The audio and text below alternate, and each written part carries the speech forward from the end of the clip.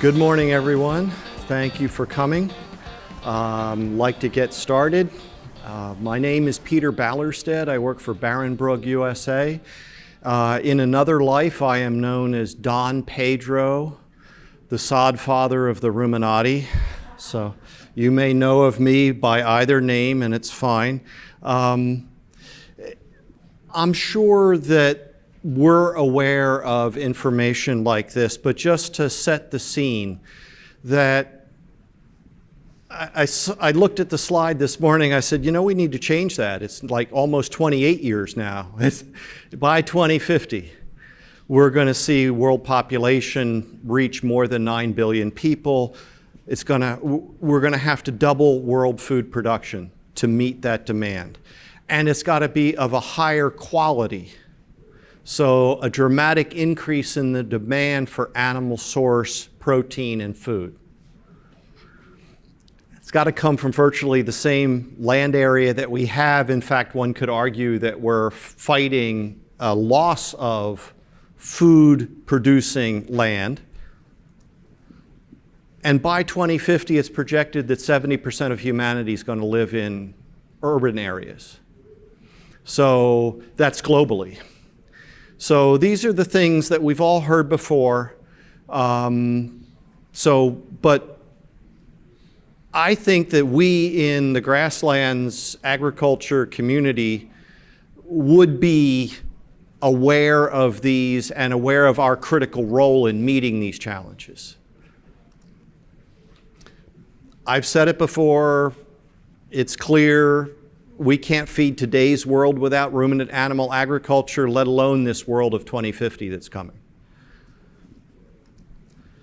And that our goal going forward is to increase globally, improve the efficiency and productivity of ruminant animal agriculture, globally.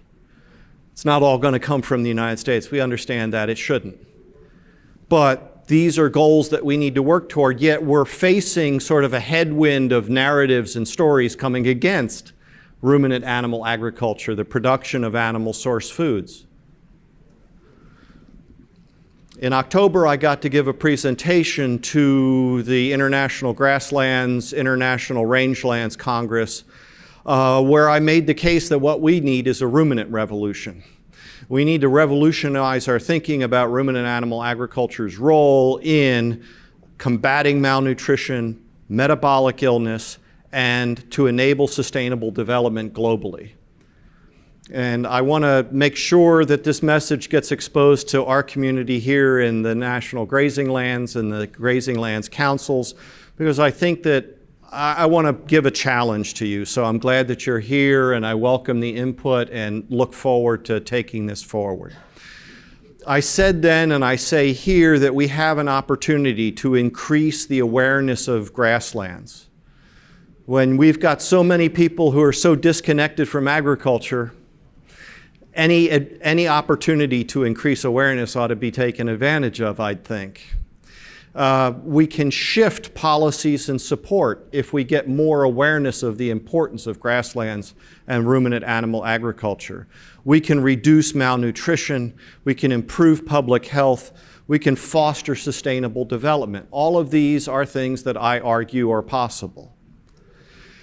It comes with some givens, though, and my understanding is that too much of humanity suffers from a lack of animal source food in their diet.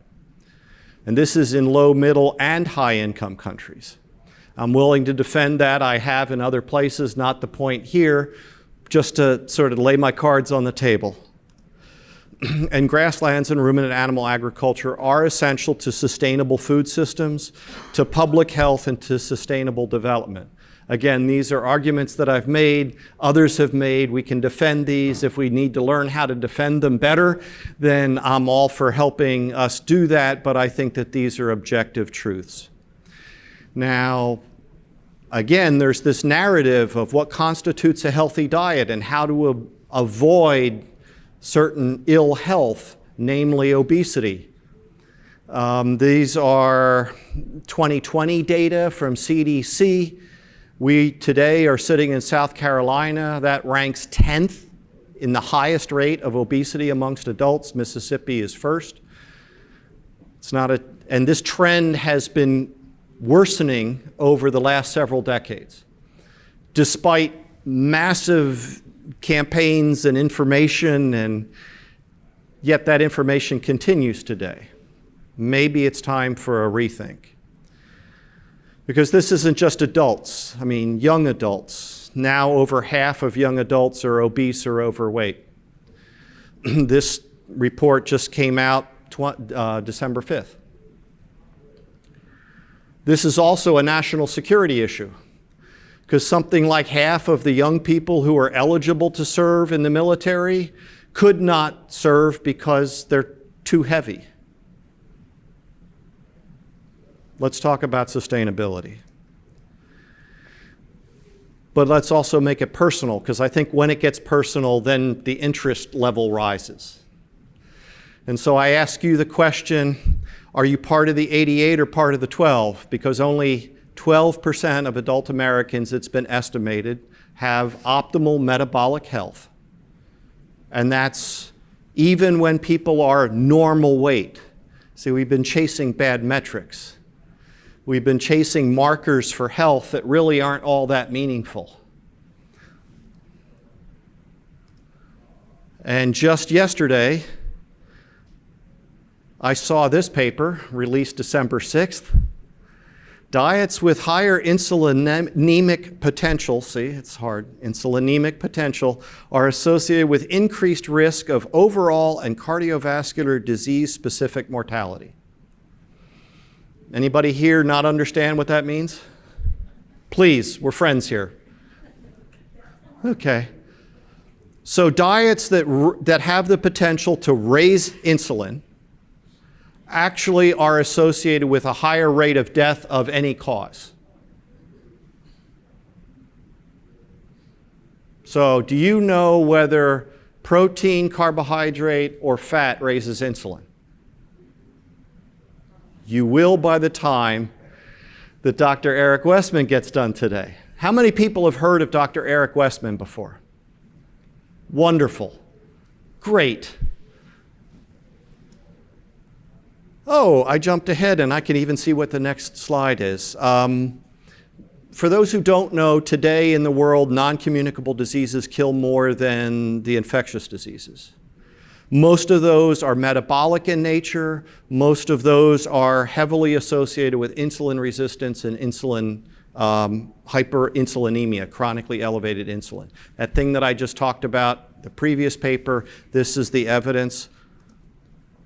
Global in scope. Don't fall for the illusion, the narrative that this only happens in the high-income countries. This happens across all income countries. 80%, in fact, live in low and middle-income countries. Think about the impact of chronic disease in low-income countries. It's predicted that by 2030, we'll have a 150% increase in type 2 diabetes. One of the key messages to take away from here today is that obesity is a symptom, not the cause of these conditions. So, as a brief introduction to Dr. Eric Westman, who's coming up, he's an associate professor of medicine at Duke University. He's board certified in obesity medicine and internal medicine. He founded the Duke Keto Medicine Clinic with Dr. Yancey in 2006. He's over 20 years of clinical research regarding low carbohydrate ketogenic diets. Past president and fellow member of Obesity Medicine Association. Don't take my word for it. What do I know? I'm just a forage agronomist. I'm very pleased that I'd be joined today by Dr. Eric Westman. Thank you for coming.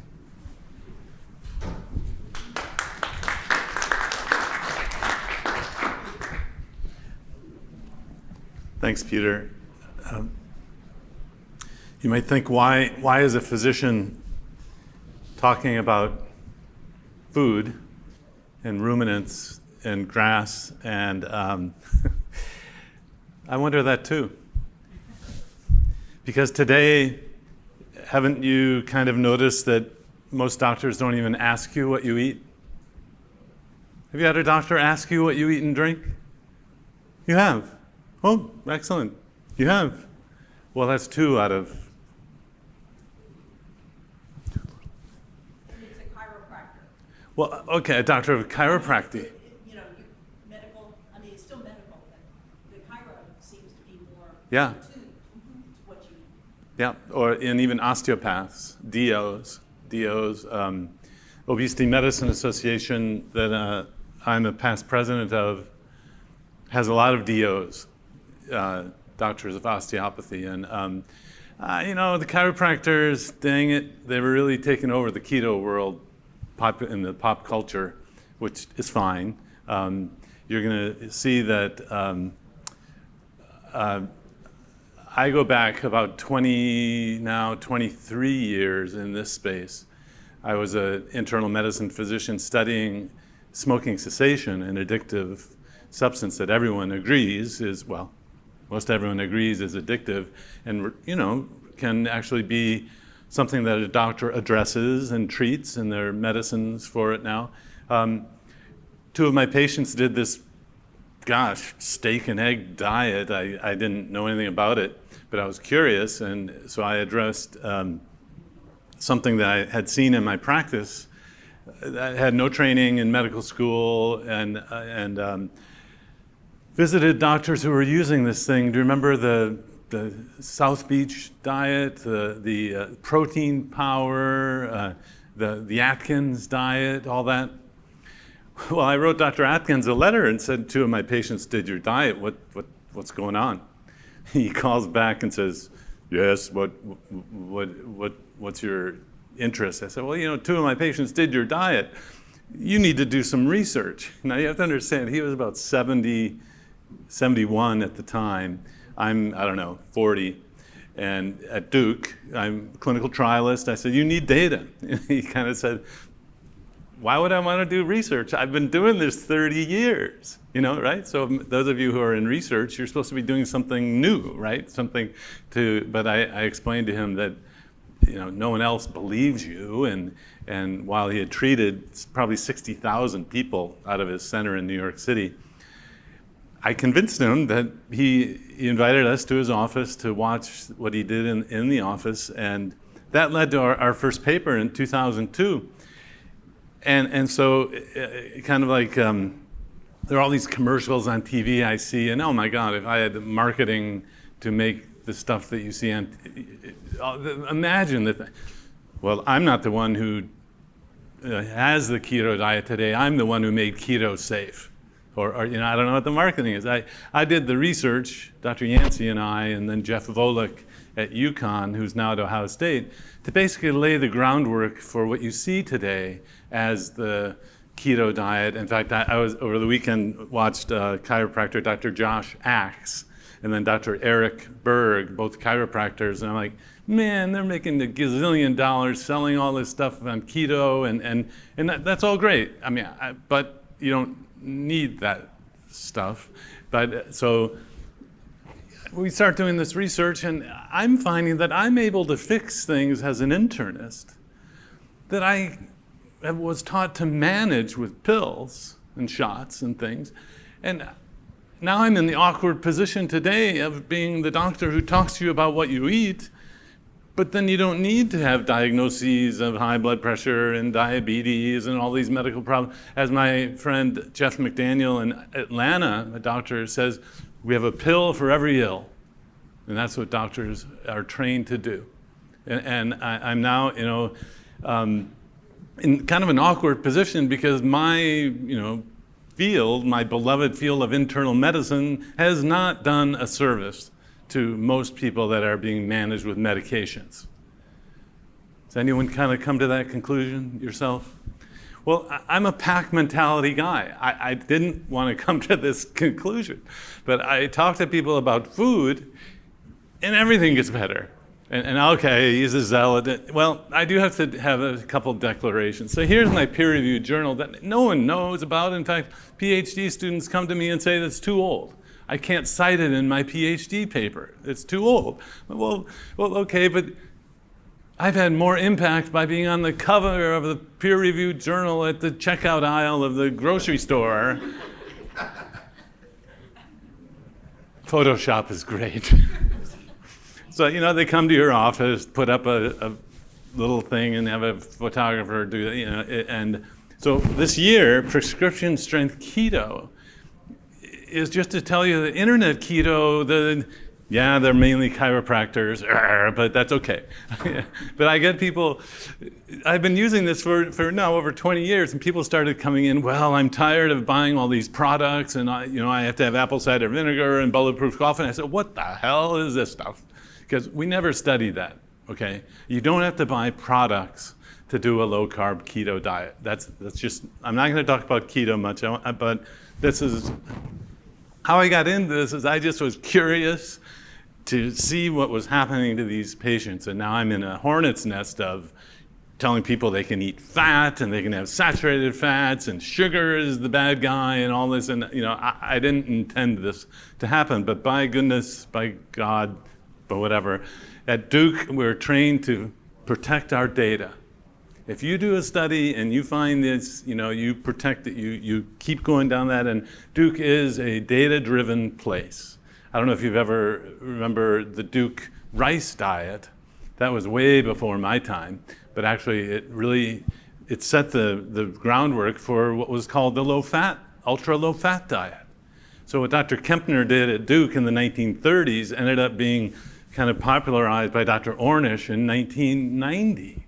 That's kind of the Ornish diet. Pritikin diet was an offshoot of the Kempner diet that was at Duke.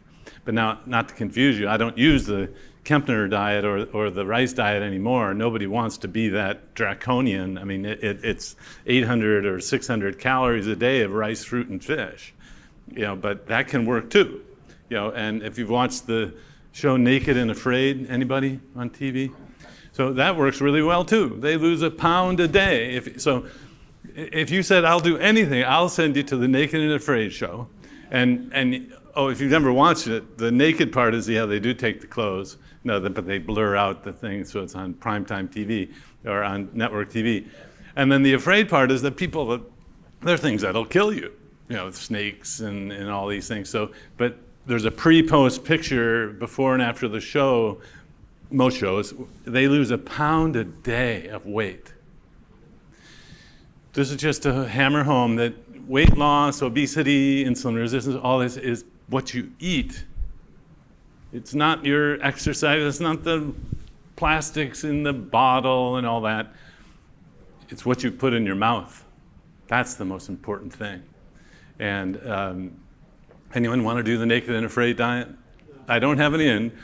I did know the doctor who did the what was that, The Biggest Loser show. He was the advisor there. I don't know anyone who wants to do that these days because they really did run you until you fainted, and that's just too much work. I joked with him that you run the exercise group and I'll run the low carb keto group. They're in hot tubs, sipping cream with some sugar-free, and the exercise is you go to the mall and you shop. And they can almost lose as much weight as the exercising all day long. Anyway, so that's how I got into this. But what I'd like to share with you today is, one last thing about diets. My colleague Will Yancey said, gosh, this diet is so strong. It's as good as a drug and a diet. Let's compare it to the low-fat diet with the drug called Orlistat. And so that was available in the VA system. The other thing we've done is we've been able to do our research in people who have medical problems. It's real world. In the VA, most of these people, they had obesity, metabolic syndrome. Many of them had diabetes. And so it's not that low-fat diets and drugs can't work. It's just that this diet by itself works as good or better.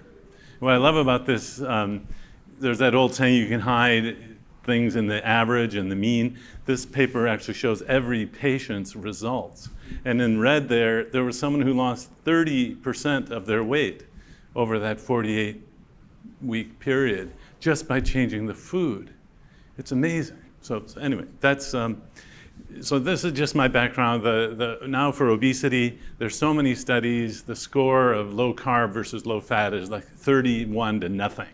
And if it were a drug, it would be FDA approved for the treatment of obesity. Now, there aren't as many studies for diabetes, but it's equally as effective for diabetes, as I'll show you. And all I'm trying to, there is an organization now, well-respected, national organization that endorses low-carb diets. So if you want to wait for someone to sanction it, some organization, there are several now. The ADA, Diabetes Association, sanctions it as well. Just remember, I'm speaking from within the academic world, from Duke, from being in national organizations, teaching and being part of the mainstream, trying to change within the system, okay? And that those renegade kind of rogue woman's world things were just, I didn't know what else to do. So organizations are very slow to change, but the grassroots, pun intended, grassroots organizations are changing. And that's why you're going to see, even, it was this last weekend on one of the PBS channels for fundraising, they're using the keto diet books. So it's gotten to the mainstream even through all of the kind of liberal leaning media funnel for TV to get access to that show. Keto is into that as an established fundraiser for PBS. So now for diabetes, and this is where I'd like to teach you a little something. You know, I'm a professor. You can push a button on me and fall asleep in front of me and I'll still talk now. So this is nothing new for diabetes. So in 1923, the first low-carb diet was actually 1863, so this is 60 years later. The Osler textbook of medicine prescribed a 10 gram per day carbohydrate diet. I give people 20, and Dr. Hallberg's group with the Virta gives you 30 grams total, not net, per day, compared to 200, 300 that most Americans are eating. It is a reduction, but it was what doctors used for diabetes from 1860 to 1960. Of course, there wasn't much diabetes. And then it got all messed up and confused. But this really goes back, now solid science with experimental research shows that you can reverse type 2 diabetes with lifestyle change. So this is a study done by a company out of Silicon Valley called Virta Health, V-I-R-T-A, and it's kind of like the dream. It's the keto company on the hill that it's made it. It sends you a ketone monitor with a Bluetooth app, a Bluetooth scale, and an app to talk to a diabetologist to help you get off medicine in the phone. So that they realize you can license a doctor to work in every state, and so great research now shows the bottom line there: diabetes was reversed in 54% of people over this 2-year period. And as you continue, I've been using this for now 15 years in a clinic. As you keep going, you're going to get more and more people who are reversed. So that's just a low number because they didn't show more than a 2-year follow-up yet. Put in remission for 18% of participants, and again, that's over the 2-year period. I've had people who come off insulin in 3 weeks, even though they've been on insulin for diabetes for 10 years. So what I'm talking about is prescription strength for diabetes, for pre-diabetes, for insulin resistance, for obesity. And my evidence-based medicine peers, my colleagues in academia say, well, but the company funded the study. It's funded by the company. But what companies have to do their own research to fund it, right?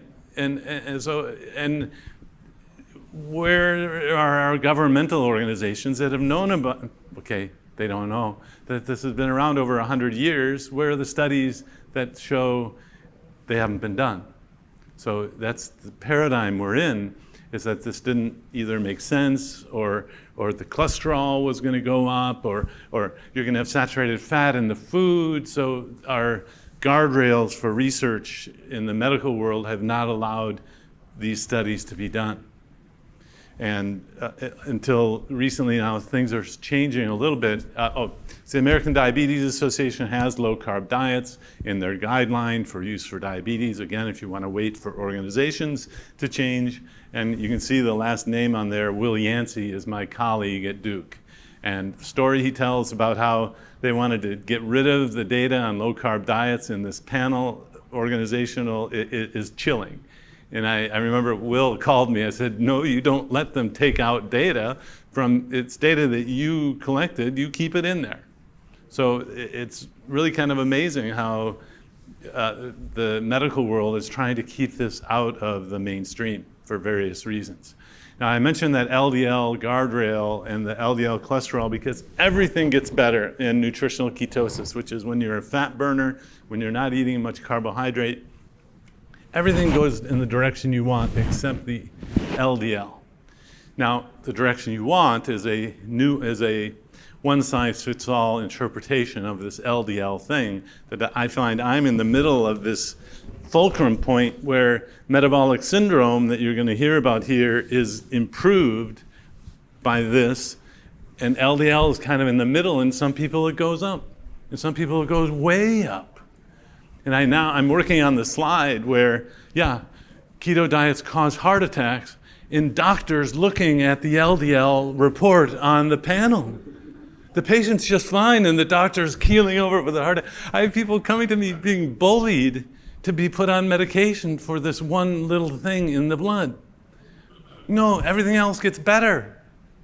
But it's fascinating because there's so much inertia in terms of mindset and money that in this direction. You have to kind of just figure this out for yourself, I'm afraid. Not to worry. So low-carb diets, high-fat diets target metabolic syndrome. And that's triglyceride, HDL, small LDL, all of those things get better. Now, it's not that low-fat diets can't help those things. That's in the gray bars. Low-carb diets just do it better. Okay, and I've been careful to always maintain that scientific truth that many things work.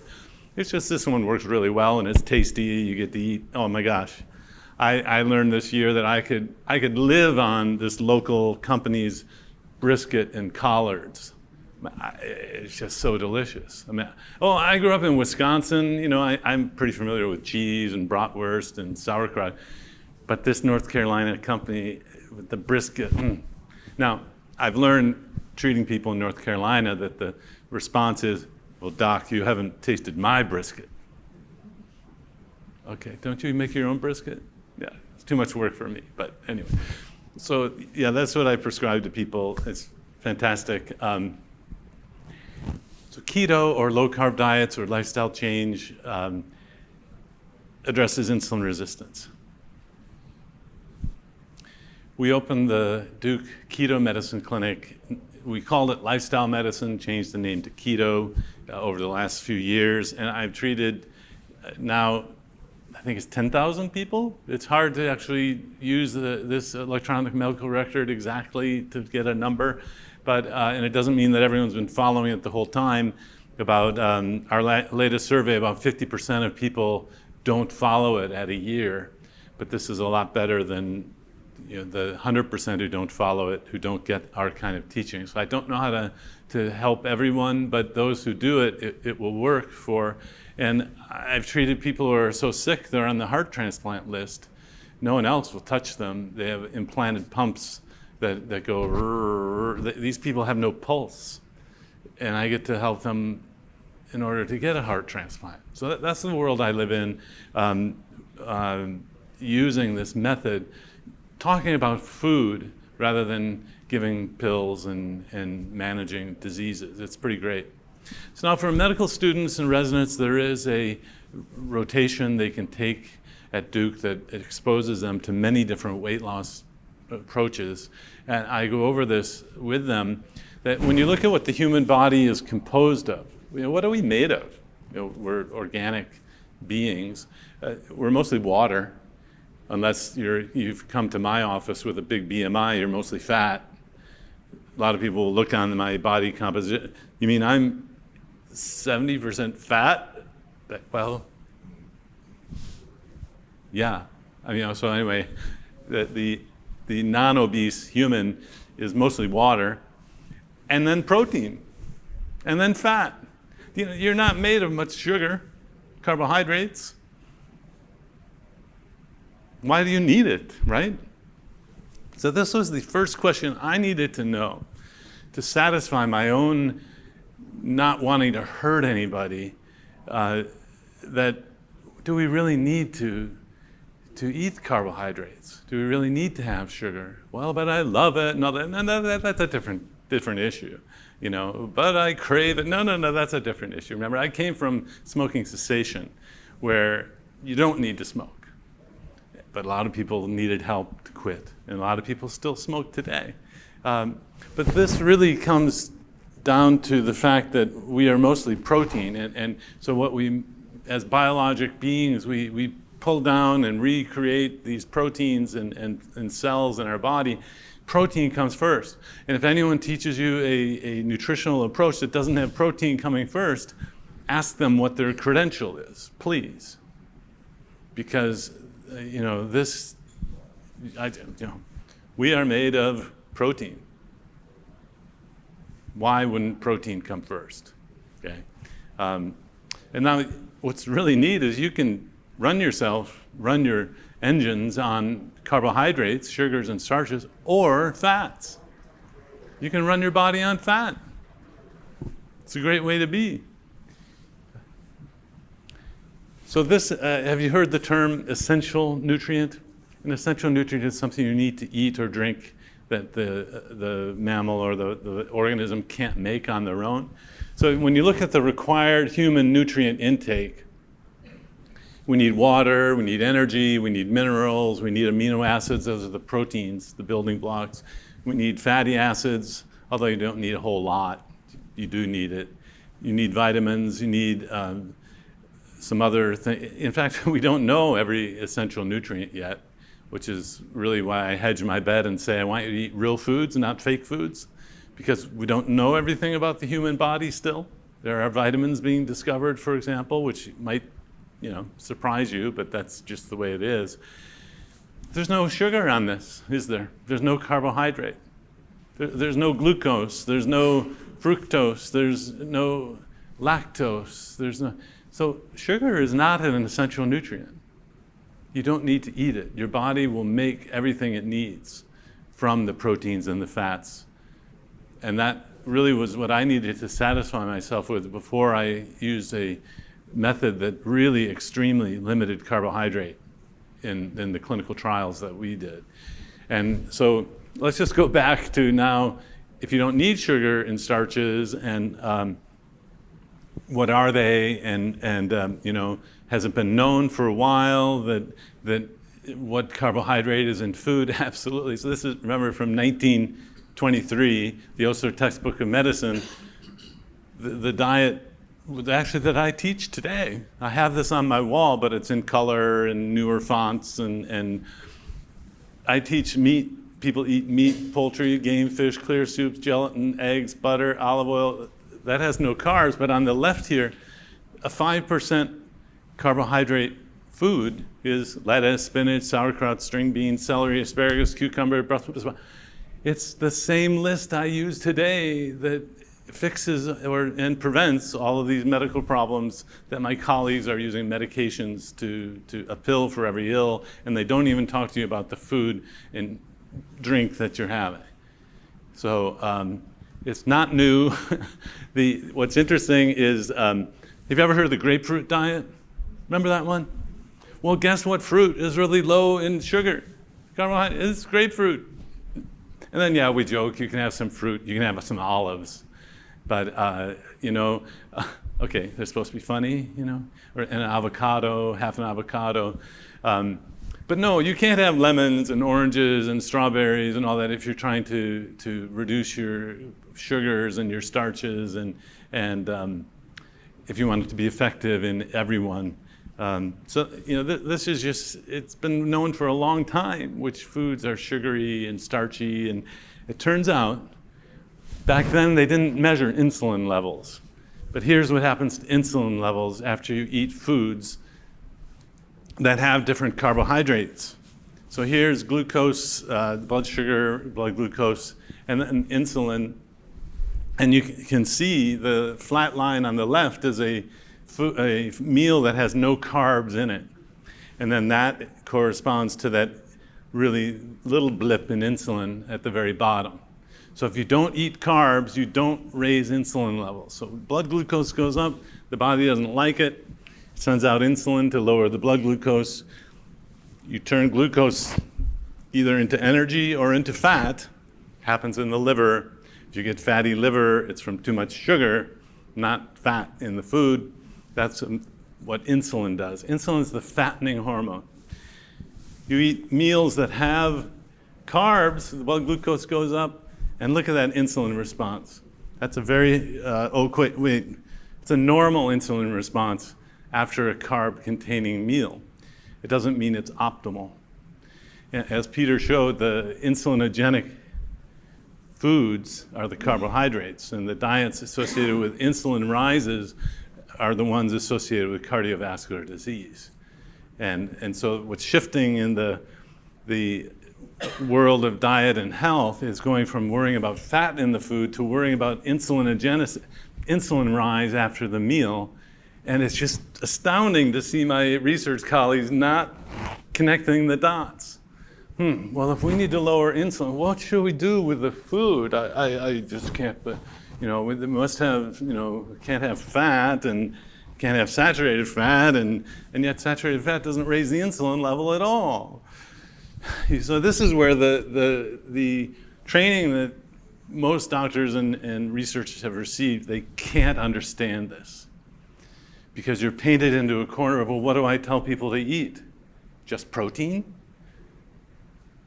Well, actually, that wouldn't be bad, right? That wouldn't be the worst kind of diet to have protein. If you had just sugar, that would be terrible. No, nobody advocates Snickers bars all day long, right? Or Skittles or Starburst, something with pure sugar. So if you want to lower the insulin level, you lower the carbs in the diet, okay? So how did the cholesterol is harmful paradigm gain influence?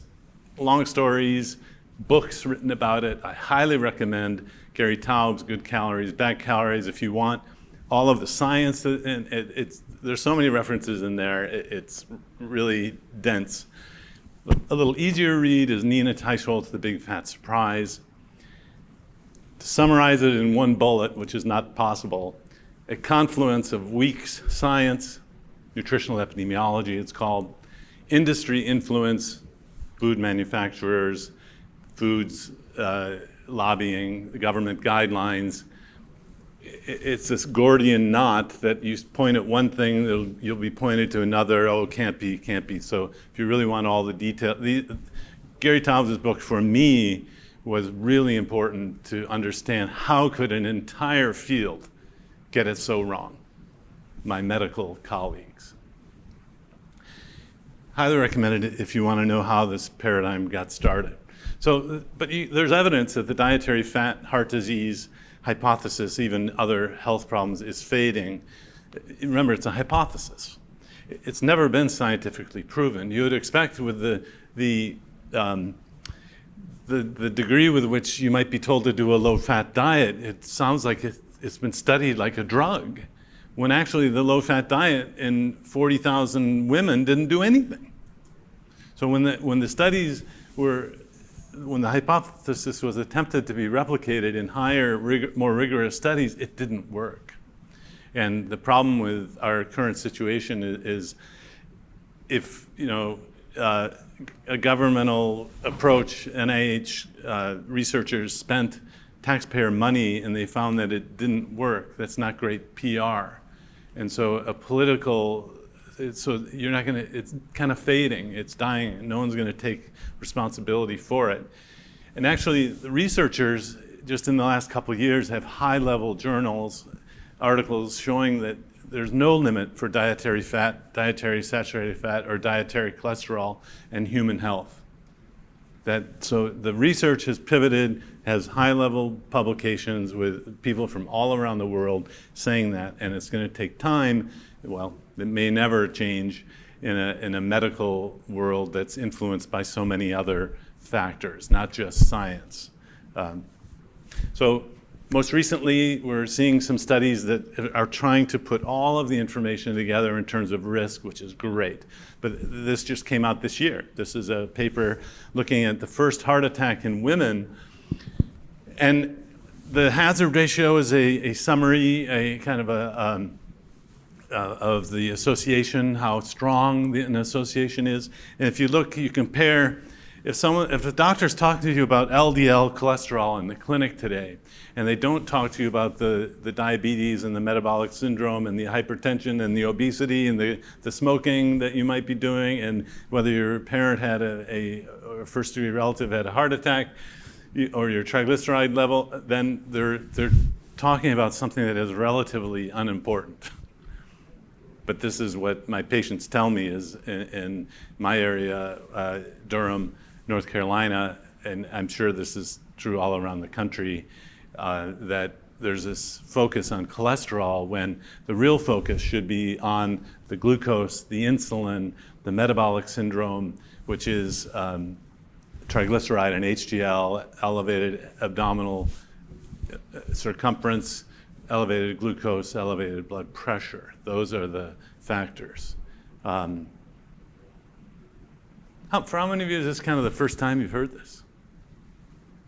Good, because I don't want to, have you hear this over and over. Although in medical school, I was taught it's going to take you 7 times hearing this before you remember it. And so we heard the same thing over and over and over, and then didn't remember it probably. And I had one professor who said, half of what we're teaching you now is wrong. The problem is we don't know which half it is.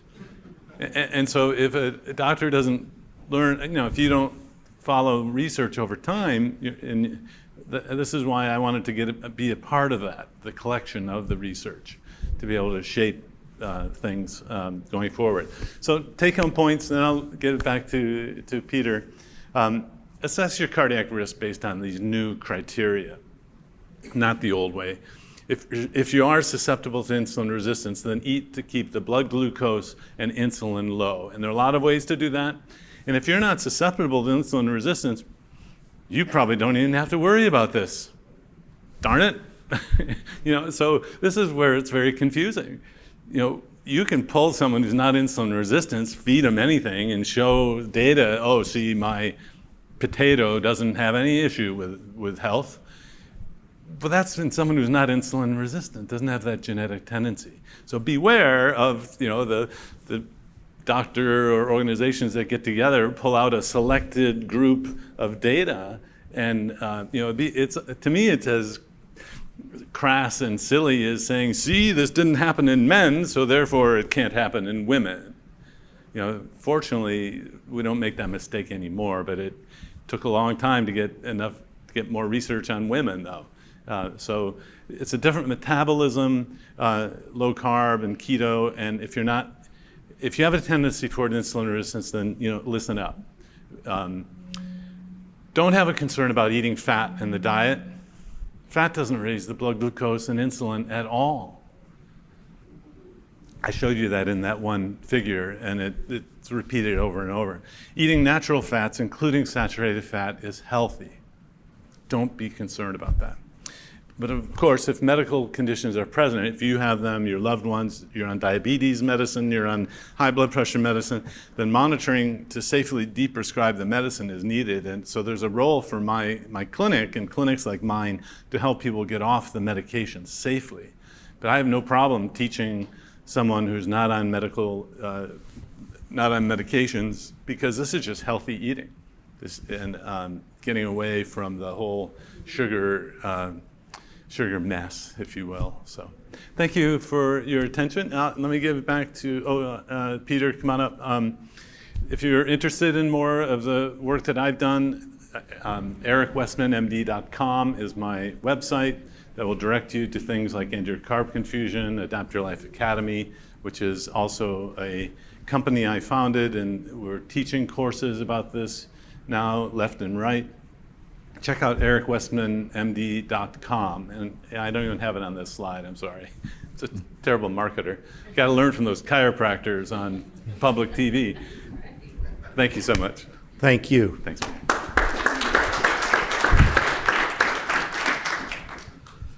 So just a few things briefly to go on from here. I forgot to ask Dr. Westman, a significant number of people who have metabolic syndrome don't know that they have it. Is it like half or? Even more. Even more than half. So if we just look at our memberships, a significant number of the people that we know are likely already suffering from insulin resistance, hyperinsulinemia related conditions. They could benefit from therapeutic carbohydrate reduction intervention. But as we've heard, we can't expect this to come from the top down. I like the grassroots analogy. So what can we do as an organization to promote awareness about this? And there's some ideas that we could discuss. One of the key things that I found as a forage agronomist who had his own personal health experience, who then starts showing up at keto conferences, is that people who have had that personal health experience really want to know about ruminant animal agriculture. And they're really open to learn and be supportive. And so everything is politics these days. We need to find a way to get more people to support us. And so I would suggest that this is a great bridge builder between the producers and the non-producer communities. The mission of this organization involves communicating science-based information to benefit society as well as environment. Now, if we're going to have a conversation about true sustainability, not what too often is in the public sphere about sustainability, but we have to have three factors at least that we consider. We have to be concerned about societal factors, economic factors, and ecological factors as well.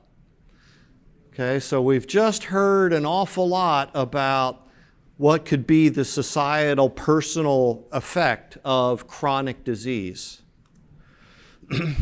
What if the burden, I know, I'm just speculating wildly here, Eric. What if the burden of chronic diseases could be dramatically reduced? Again, these are the leading causes of death globally. These are the drivers of healthcare cost. This is what's bankrupting our healthcare system. Shouldn't that be part of a sustainability conversation? Shouldn't that be put on the other side of the scale from whatever purported impact of animal source food production is being evaluated? Healthcare has a footprint ecologically. Lots of papers have been published on it.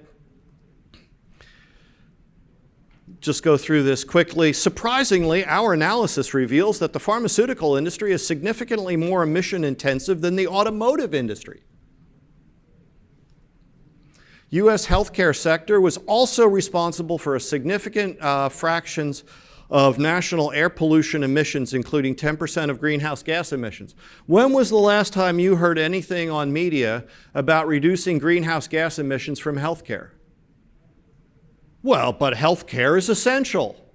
Not as essential as food. Just speculating here. And because sometimes the snark overcomes me and I just can't resist it. And so, both professions wear white coat, which produces more greenhouse gases? Well, U.S. animal agriculture is 4%. Beef alone is 2%. U.S. healthcare, we just heard, is 10%.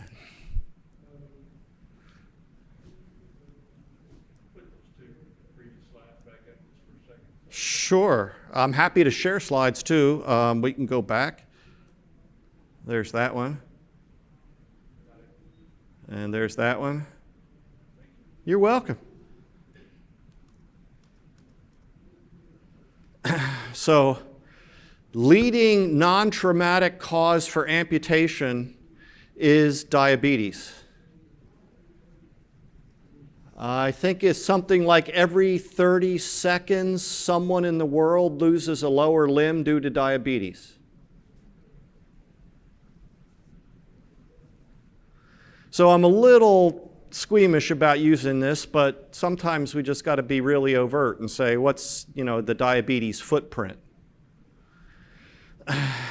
If the average American with type 2 diabetes, so this is some calculations of the pharmaceuticals used by the average type 2 diabetic, and that footprint is worth about 2 metric tons of CO2 equivalent. Okay, just the drugs that they're using. So then you can run the numbers. And basically, if the average American diabetic could eliminate their medication use, they could reduce their CO2 equivalent carbon footprint 29% more than if they switched from a high meat to a vegan diet. We've heard evidence that people can sustain this kind of diet, a high meat diet, a low carb diet is sustainable. We have ample evidence that a vegan diet is not.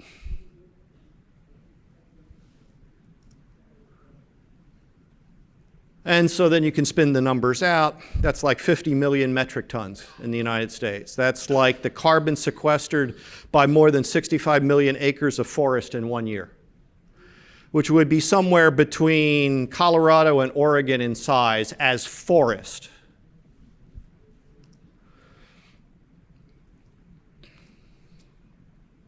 Leading causes of death in the United States.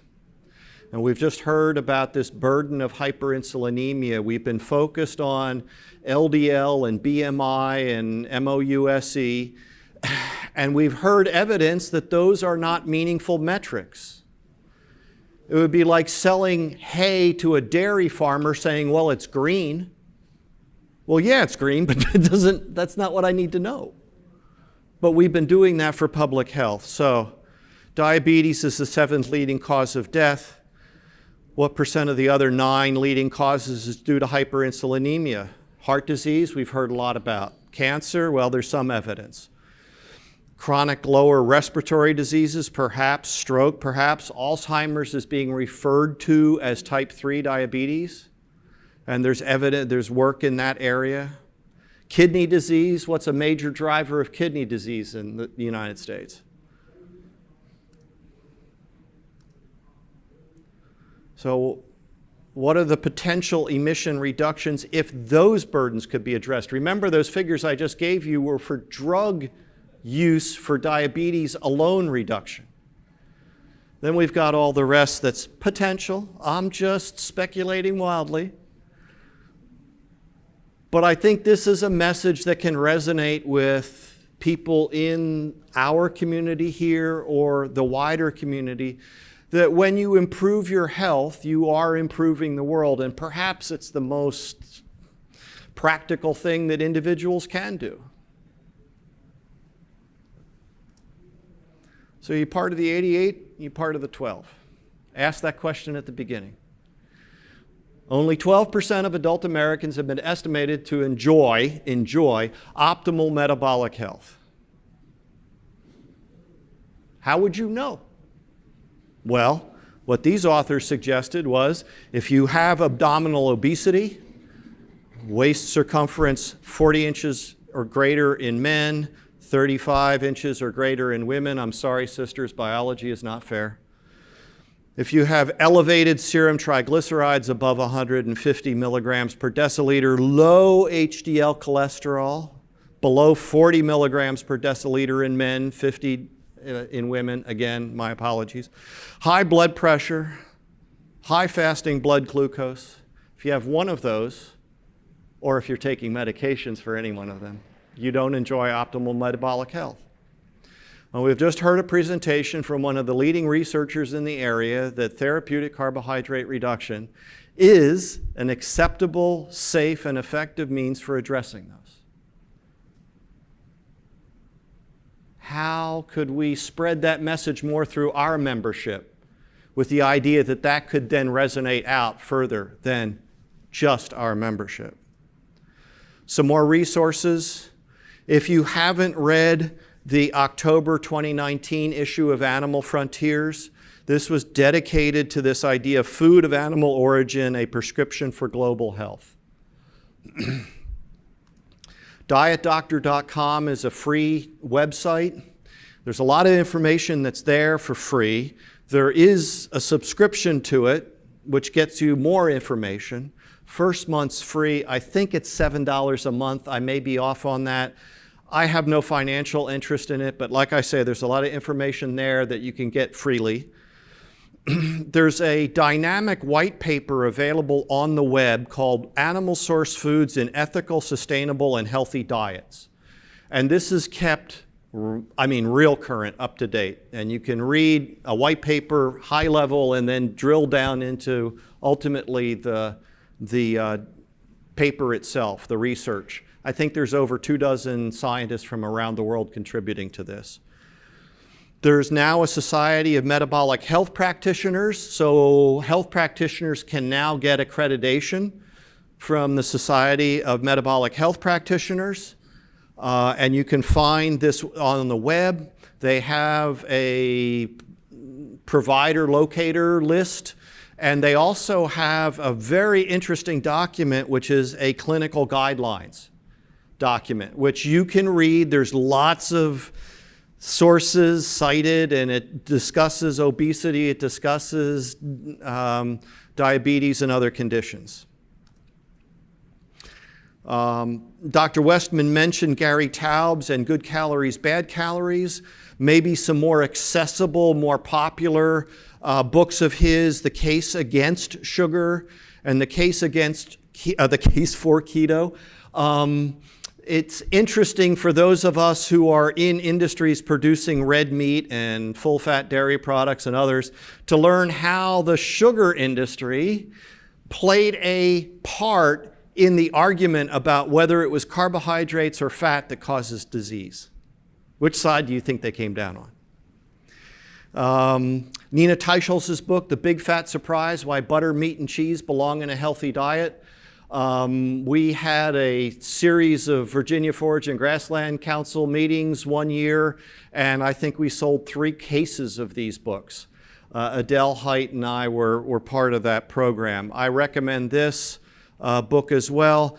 A relatively recent book that's come out, Benjamin Bickman, a PhD from Brigham Young University.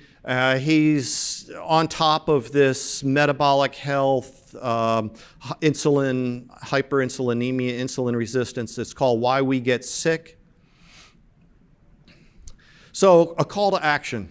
I want to issue this to you. Thank you for coming today. I want to issue this to the entire membership of this organization, looking for ways to get that done. We need to improve our own health. A physician from Tennessee, Dr. Ken Berry, says, it's not your fault, but it is your problem. And so what are you going to do about it? We can't wait for this to come down. It's got to be us and others lifting it up. Members of the Grazing Lands Coalitions need to promote grassland's essential role in alleviating malnutrition, insulin resistance, and hyperinsulinemia.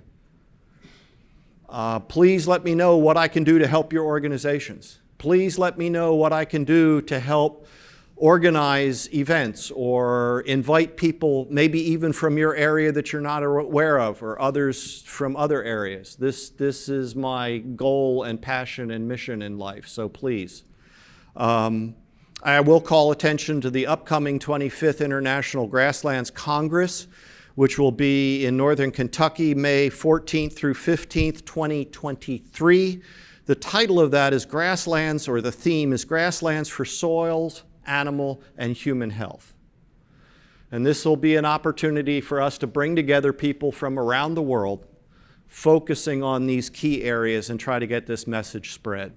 And there's information at the AFGC booth in the main hall. But again, thank you for coming. Thank you for attending. We do have some time. Good, so that was successful. Dr. Westman, if you can come back up. Again, Barenbrug employs me. I'm very grateful for that. So if you want to find me, I'm all over social media. So these are areas where my talks and posts have been for some time. Many of my presentations are on YouTube. So At this point, I think we'll transition to some question and answer or comments. And if you don't have questions, I got a few. So thank you again for coming. Yes, ma'am. Yeah. Over the last 30, 40 years of my life, I've been encouraged to take statins, and we've been on a low-carb diet for at least 6 months, and my triglycerides have gone down, my LDL stays about the same, so I just went to a new cardiologist, and of course, you know, you tell them you're on the low-carb diet, and it's like, well, you should be on the statin, so they're trying to put me on a statin again. So even though I feel like I've improved my health and my weight, they're still wanting me to take the statin. Can everyone hear that question okay? Maybe just Yeah, so it's a common recommendation for cardiologists, even family med and internal medicine doctors, to recommend that you go on a statin medication, so a medicine to lower the cholesterol level. And you just have to understand that's their only option, basically. So most cardiologists don't understand metabolic syndrome. There are two at Duke that I'm aware of, cardiologists. Most of them are interventional. They'll wait till you have a problem and they'll go in and they're happy to put a stent in and all that stuff. So you want to find a preventive cardiologist if at all possible. They might understand metabolic syndrome, which is that shift. The old way is total and LDL cholesterol, which statin, in my area, people will be put on a statin because they're just that one number is elevated. That's not appropriate. It's overuse of it. The best resources that I can recommend, now this is assuming you have not had a heart disease incident or a stroke. Right, okay, so this is called primary prevention, meaning you haven't had those diseases yet. The statin decision-making tool from the Mayo Clinic, write this down please, or it's called the Statin Decision Aid. Can we get on the internet? Or I don't know about that. But not my computer. The Mayo Clinic has a very nice statin decision-making tool. It's designed for you to do with your doctor, but I don't know any doctors who will take 15 minutes and go over it with you, other than me, because people fly to me for this question. My doctor wants me on this. So there may be some benefit, but there may be some risk. And what's important to know about any of these medicines for cardiovascular risk reduction is that not everyone gets benefit from taking the pill. In fact, they've created something called the number needed to treat, which means if you treat 100 people with this statin medication, one person will have a reduction in event. That's an NNT, number needed to treat, of 100, meaning you have to treat 100 people to get one benefit. And the statin decision tool from the Mayo Clinic puts that in graphical form. So even if you do get benefit from the drug, you're going to see that you might go from 95 out of 100, no problem, to 97 out of 100, no problem. So you have to understand, it's not like an antibiotic for an infection, where you take the antibiotic, you get it fixed. These medicines are not perfect. They don't eradicate heart disease, but doctors who treat heart disease and don't understand metabolic syndrome will still push you toward those medicines. And I do a lot of education. In fact, Adapt Your Life Academy has a class now on cholesterol. And I go through why cholesterol is your friend. In one of the books I helped to write, there's a chapter called Fat is Your Friend, just to help you understand that eating fat is fine. So now I'm not an anti-statin basher, so that's where I don't label me. It's almost like the medical world. If you even question the use of it, sometimes, you don't believe in statin. No, of course I do. So, and that's why I use that Mayo Clinic tool, because apparently people don't trust Duke, but Mayo Clinic, and then recently someone said, well, but the Cleveland Clinic says, no. At Duke, you're going to find 10 different recommendations. It's not a unitary kind of advisor. So, good luck. So on that list of the, 88 or 12, LDL wasn't listed on that list. They didn't include that as a sign of optimal metabolic health. So it's just Hey, more. it's kind of like, do smartphones work? Yeah. You have no question, right? I mean, you probably own one, right? Well, but my flip phone works, and it works too. So that's the old way of looking at things. My flip phone works, but I got a smartphone. I have a friend in the IT computer world. He said, Doc, paradigms change every 5 years in technology. What the hell, So what's going to happen is we're fixing things that the old paradigm can't fix. And I'm put on my keto hat that you can't reverse diabetes with insulin. You just can't. You perpetuate it. So that's what a paradigm will shift when you have a new technology that does something better. And that we're in that time period, and that's why there's so much controversy. Well, there always will be controversy about diet, right? Yeah. What are your thoughts on intermittent fasting? So what about intermittent fasting? So it depends how you define intermittent fasting. Protein comes first. Remember the basic principles.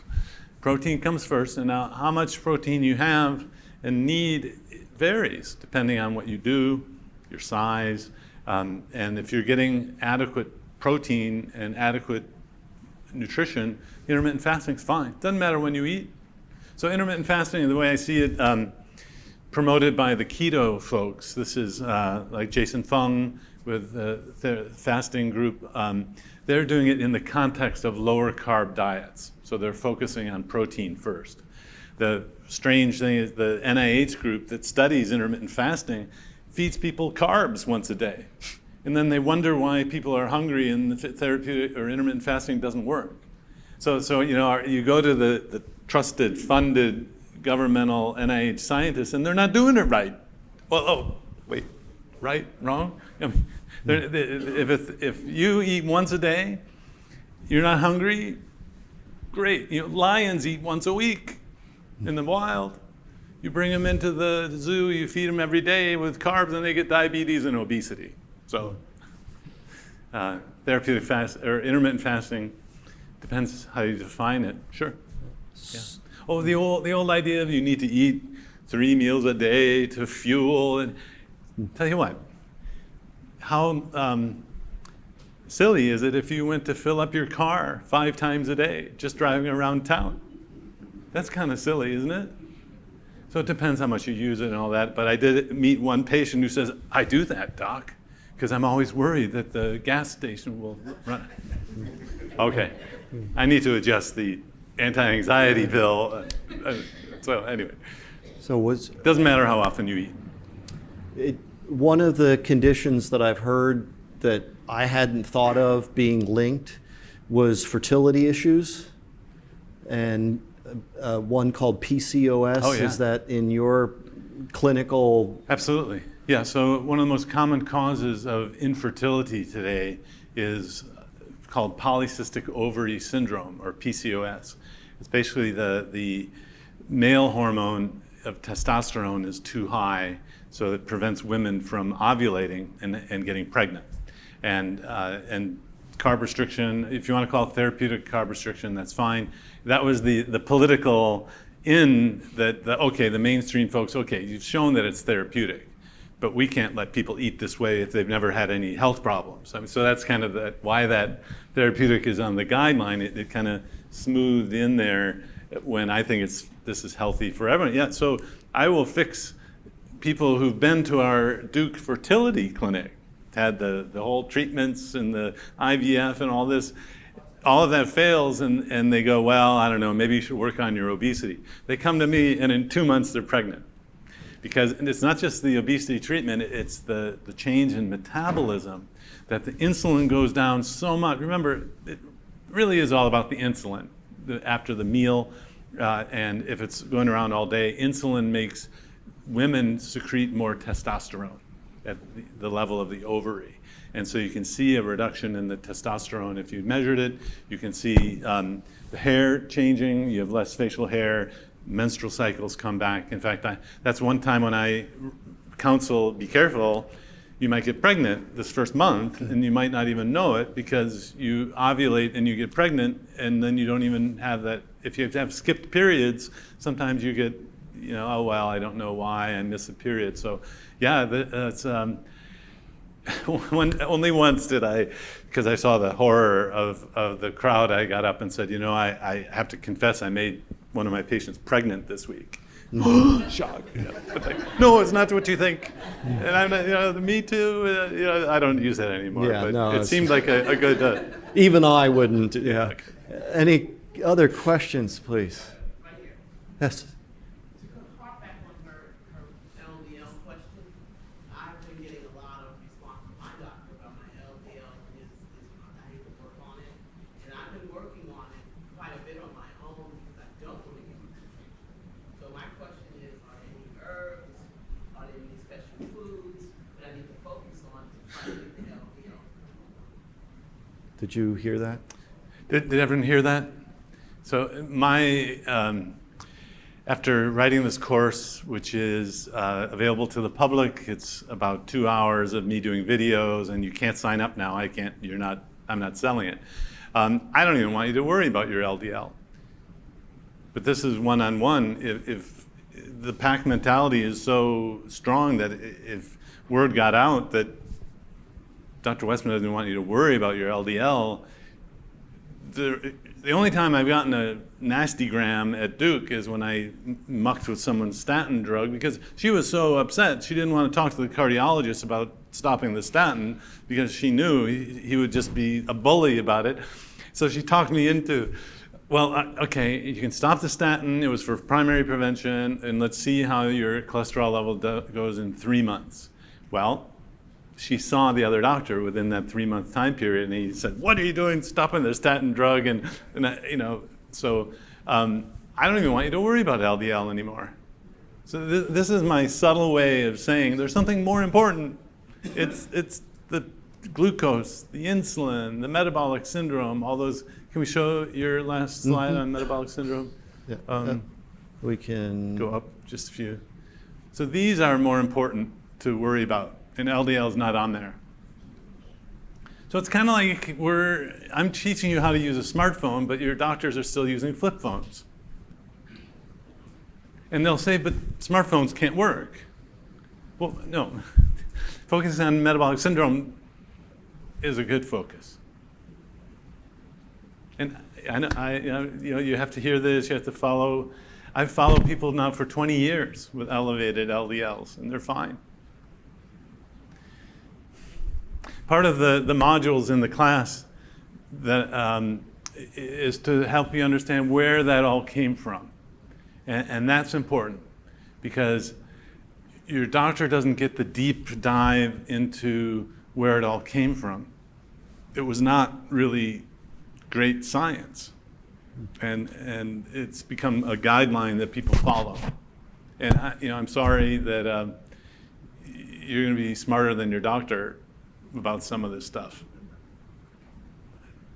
Anyway, yes, I think. Just a comment.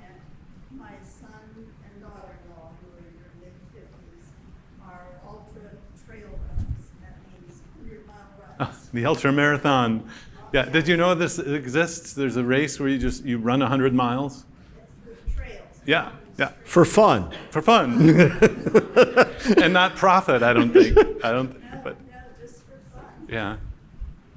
But because they were doing that, they got into the keto diet and followed it very strictly, and it made a huge difference in their ability to run that. Yeah, so this is a trade secret you're not supposed to tell, is that if you run your body on fat for fuel, remember, protein comes first, you can run your body on fat or on sugar, it's your choice, you can actually win races in record time.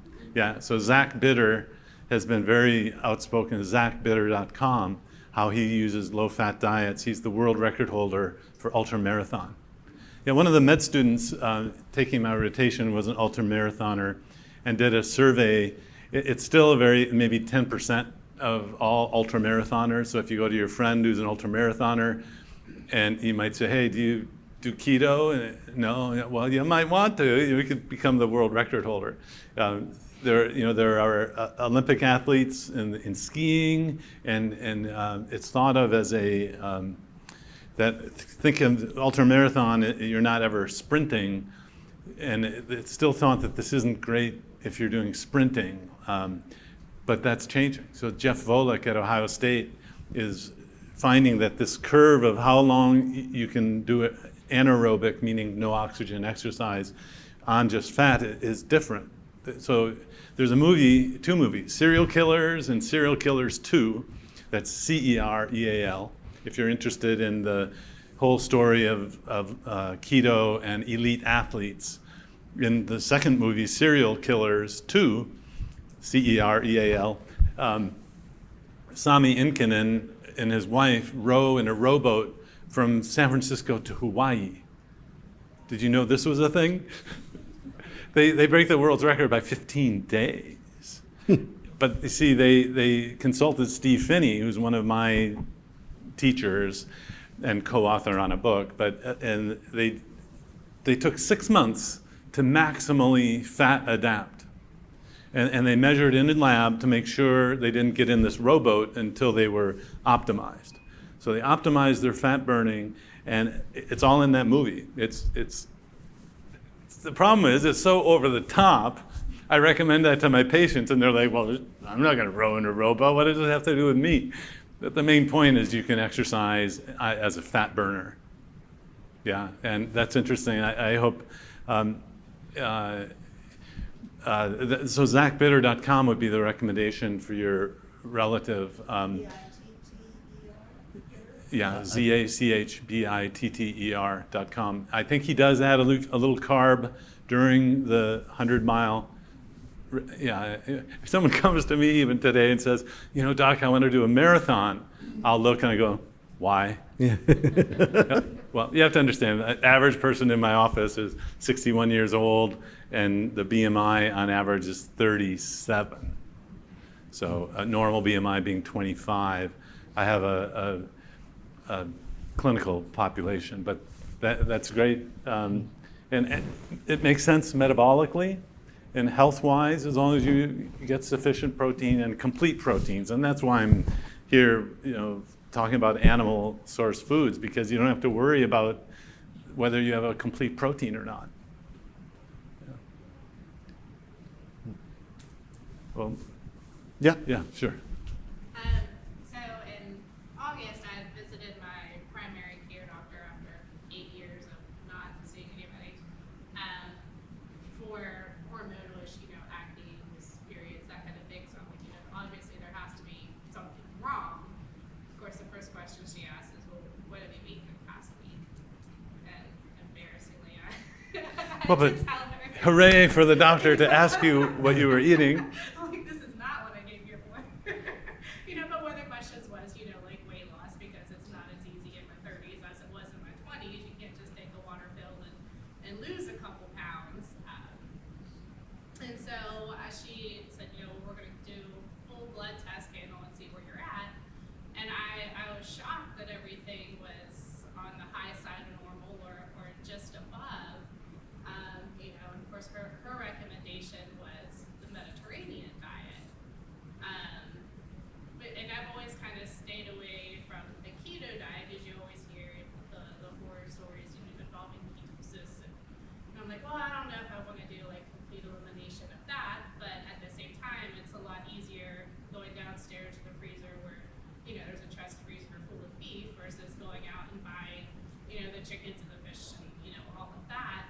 So is there a way to mesh the two to get where you need to go? So- And that's where I'm just kind of confused on I'm like, well, I like, this aspect of the whole food aspect of the Mediterranean, but then, Did you get guidance on what a Mediterranean diet meant? So she gave me a suggested, weekly thing, and of course it's, the higher olive oil fats and, like your white meats basically, and whole grains. And Have you ever been to the Mediterranean? I am not. we have any- Which part? Well, so which part? And the Lyon heart study was actually done in France. Okay. They don't fear red meat in France. Any dispute with that?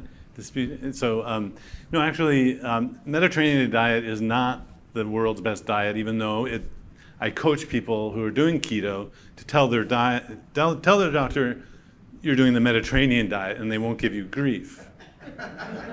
Because nobody knows what it is, and there's so many different things, and there's only one little study that suddenly all the cardiologists talk about the Mediterranean diet, and I know that's just the way the world is. So it's okay to eat red meat, and in fact, it was Nina Teicholz's book, The Big Fat Surprise, that sensitized me to the fact that the reason the Harvard group includes olive oil in the Mediterranean diet is that they're funded by olive oil. Big oil. Olive oil. Okay.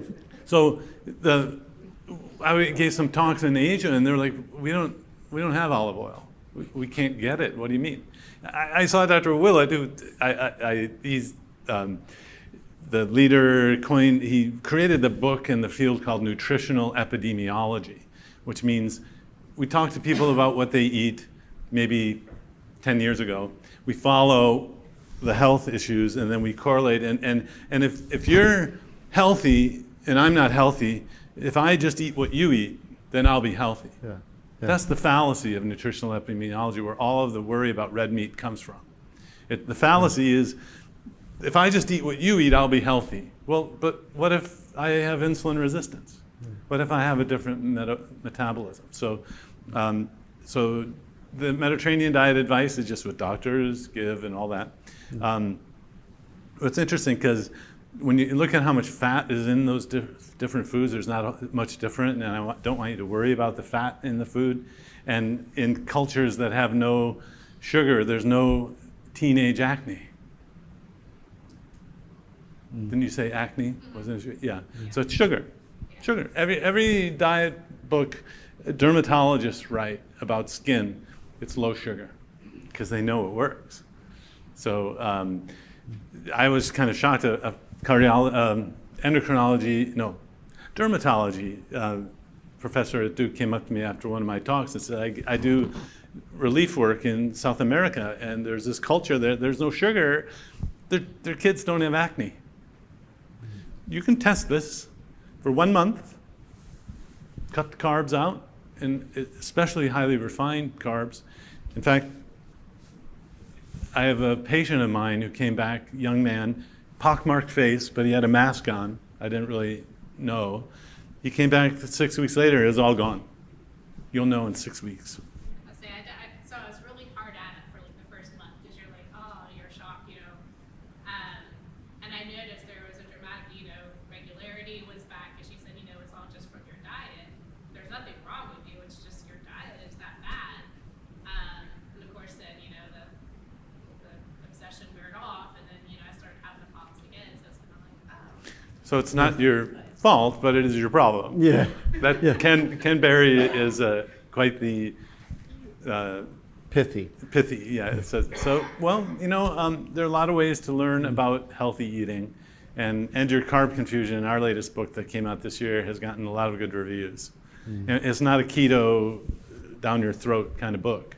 There are different carb levels within the different metabolic range. I'm sorry. You said 20 grams of carbs is your target, is that right? In a clinical population, 20 total grams per day, not net, total. Everyone will be in ketosis. I can fix diabetes, metabolic syndrome, high blood pressure, all of these things, 20 grams. So how many grams would be in one soda? Like diet soda, 0. A can of Coke. Oh, I don't even know anymore. I think it's 40. 50? Yeah, 40 or 50. That number sticks in my mind. And 40 grams is like a quarter cup of sugar, right? I think something like that. And I think in our bloodstream, if we're healthy, I think we're like 4 or 5 grams. Right, yeah. If you poured out all of your blood and measured how much sugar is there, it's 5 grams of sugar is all that's there. I mean, that's a sip of Coca-Cola. That's a teaspoon of sugar. And And to go from normal to sick elevated is like a quarter teaspoon more. yeah, that's the milligrams per deciliter. I was going to pull up that slide of the blood glucose going up, but it's a very small amount. So what we've been taught is, oh, don't worry about it. No. Taught we need 120 grams a day, right? Is that 120, 200, 300? I mean, but Yeah. where does this idea come from that we need 120 grams of carbohydrate a day? Well, that was a expert panel. I think it was in the 1970s. No primary data in that article. It was just a bunch of experts getting together, and they said, well, the brain uses 120 grams of glucose a day, so you have to eat 120 grams. There clearly was no physiologist on the panel because your body makes glucose.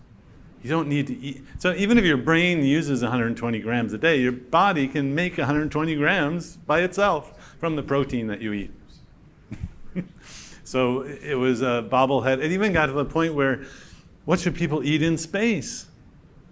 And there's this scholarly article published in a scholarly journal that says, well, you know, people eat 40% carbs on the Earth, so they should eat 40% carbs in space. Where one of my teachers teaches that actually fat is a very concentrated source of energy.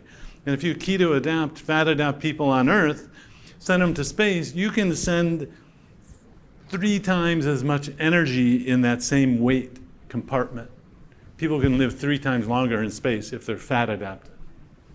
Oh, but then we'd have to tell people they can eat fat, and we know fat's bad. And no, it's not. It's not bad. And in fact, if you're a fat burner, you emit less CO2 than someone who's a carbohydrate burner. And I guarantee you that hasn't been factored into the equations either. We've exceeded our time. It's now past the half hour, but we're not in a massive rush, but I think it's appropriate to give another round of applause for Dr. Westman.